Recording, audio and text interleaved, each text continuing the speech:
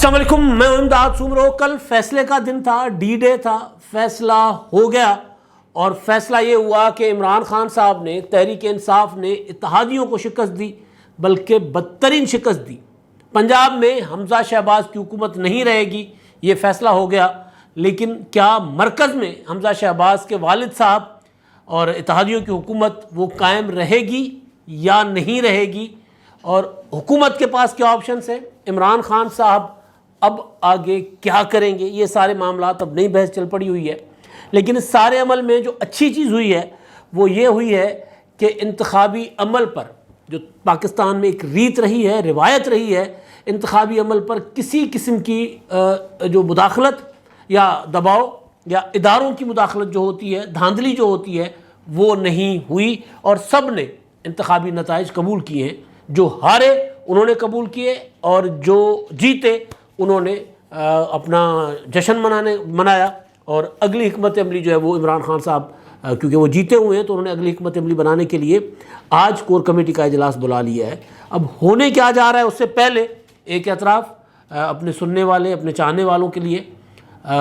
میں نے تجزیہ کیا تھا، بار بار کیا تھا، جب الیکشنز پر بات ہوئی تب یہی میں نے بات کی کہ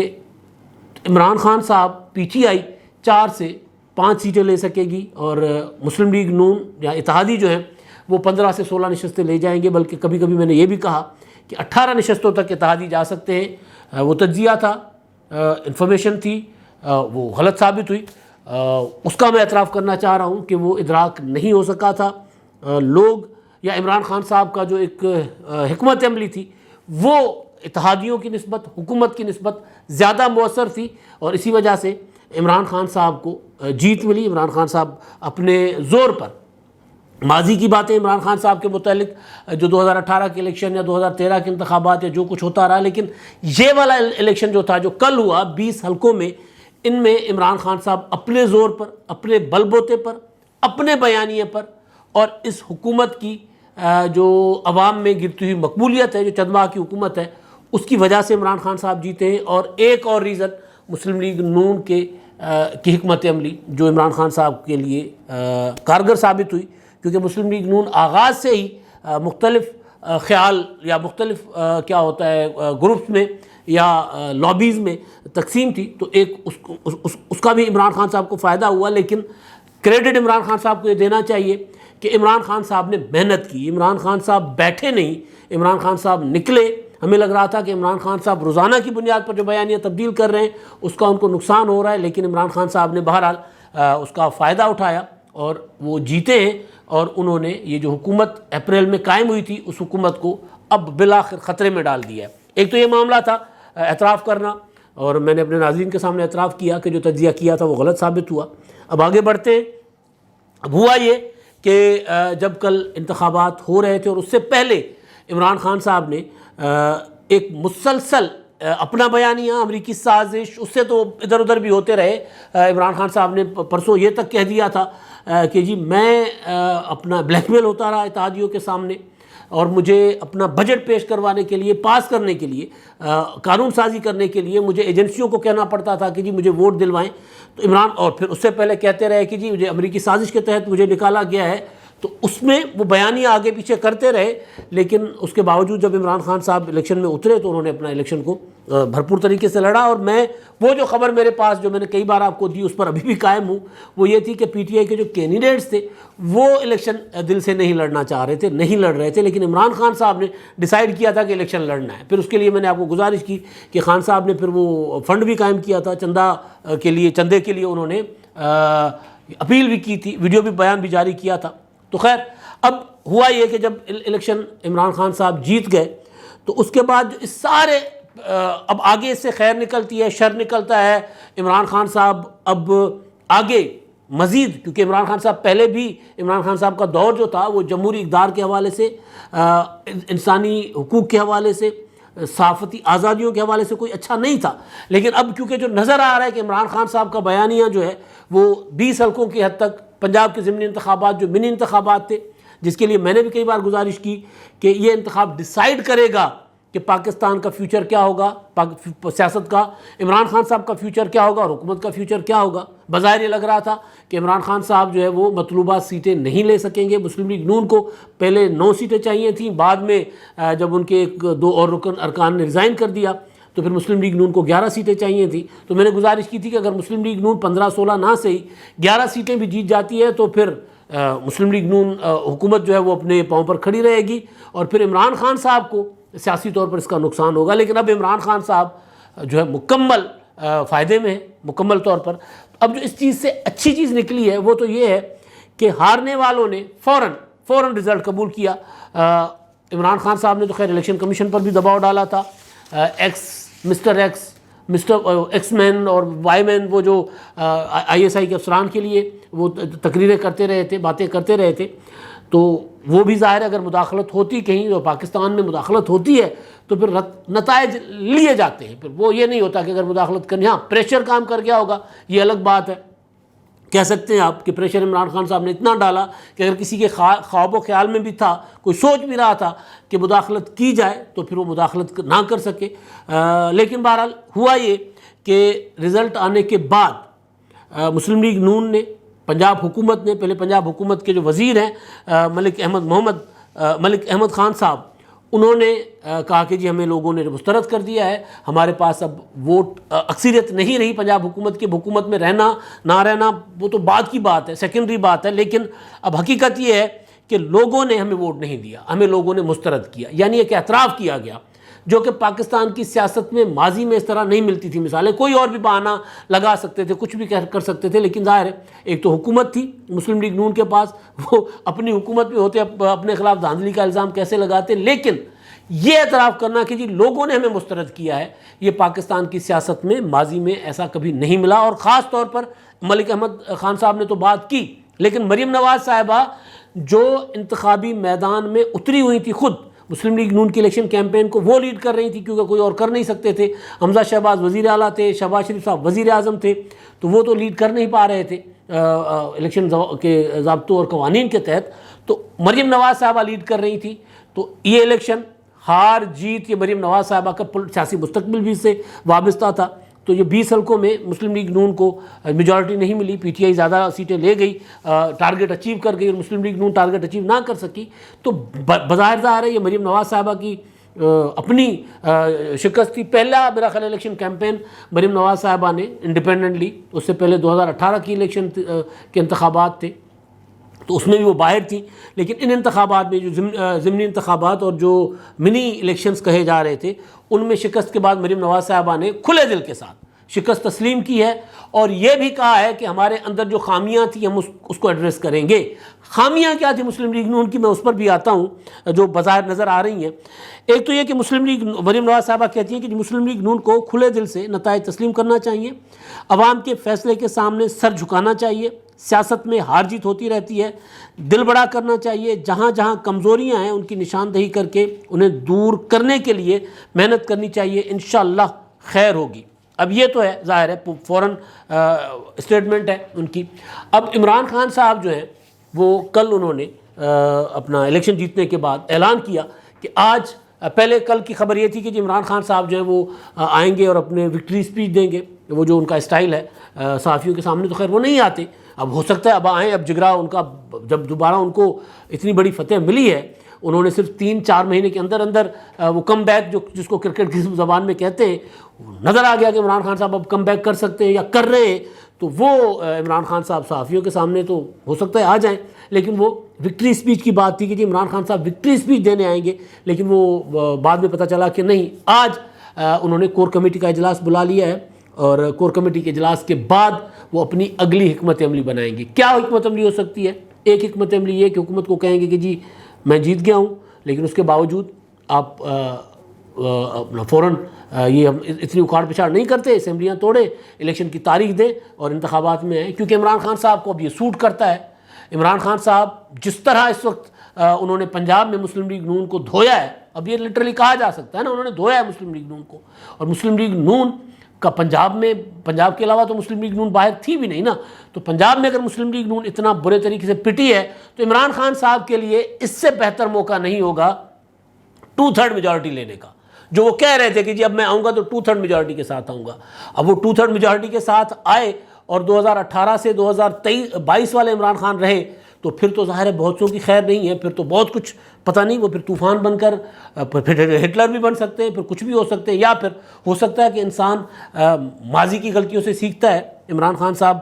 کم از کم اتنا تو عمران خان صاحب کو بھی آئیڈیا ہو گیا ہوگا کہ وہ آئسولیٹ کیسے ہو گئے تھے، ان کا بنا بنایا اقتدار کیسے گیا تھا. اسٹیبلشمنٹ ان کے ساتھ تھی، عدلیہ ان کے ساتھ تھی، اتحادی ایک فون کال پر بیٹھے ہوتے تھے، تو وہ ناراض کیوں ہوئے؟ اور سوسائٹی پوری کی پوری، میڈیا پورا کا پورا عمران خان پر تنقید کیوں کر رہا تھا؟ تو ممکن ہے وہ انسان اپنا کتھارسس کرتا ہے، اپنی غلطیوں سے کا جو ہے وہ جائزہ لیتا ہے اور آگے ان غلطیوں کا ادراک کر کے اور وہ غلطیاں نہ دہرانے کا کچھ لوگ فیصلہ کرتے ہیں، اور کچھ لوگ کہتے ہیں کہ نہیں میں ٹھیک تھا، میرے اوپر تنقید غلط تھی، لہذا جو تنقید کرتے تھے یا جو میرے مخالفین تھے وہ تو ان کو تو نہیں بخشنا. تو پھر ممکن ہے اسی طرح پھر جیلیں بھری جائیں گی جب عمران خان، ابھی تو خیر آگے بات ہے جب عمران خان صاحب آئیں گے. تو خان صاحب جو ہیں وہ اب حکومت کو جو لگ رہا ہے کہ آج جو کور کمیٹی کے اجلاس کے بعد کہیں گے، وہ کہیں گے جی انتخابات دے دو، ورنہ پھر عمران خان صاحب قومی اسمبلی میں واپسی کریں گے، کہیں گے میں قومی اسمبلی میں واپس آتا ہوں، اور واپس آ کر عمران خان صاحب جو ہیں وہ تحریک عدم اعتماد بنائیں، لیں دوبارہ تحریک عدم اعتماد اگر دوبارہ لے کر آئیں گے، دوبارہ مطلب اس حکومت کے خلاف تحریک عدم اعتماد کا ماحول بنائیں، تو اس صورت میں پھر متحدہ قومی موومنٹ ہے، بی اے پی ہے، اور یا بذات خود شجاعت حسین صاحب ہیں، وہ واپس چلے جاتے ہیں، ان کی جماعت کے 2 ارکان، تو یہ حکومت سارے 2 ووٹوں سے کھڑی ہوئی ہے، تو حکومت گر جائے گی. حکومت گر جائے گی، پھر عمران خان صاحب نظام اپنے ہاتھ میں لے کر اور پھر جب مرضی انتخابات کروائیں. کیونکہ جس طرح عمران خان صاحب نے اس حکومت کے خلاف ماحول